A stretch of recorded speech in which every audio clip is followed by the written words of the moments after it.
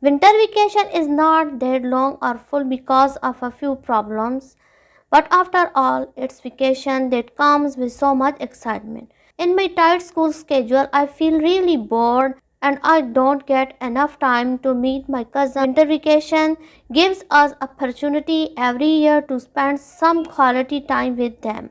So we made a plan to go one of my uncle's house in Lahore. After 4 hours at 5 p.m. we reached our uncle's house. We met all our relatives. My all cousins gathered here for our welcome. I have spending time with my cousins. They are amazing. Then we all went to our grandmother home who was living with another uncle. We got a family reunion that was absolutely amazing for us. Uncles, aunties were really happy to see us all. We played and ate together. The next day, we decided to visit Lahore Zoo. There were many places for visiting in Lahore. At night, we made a plan for visiting most famous places in Lahore in these vacations.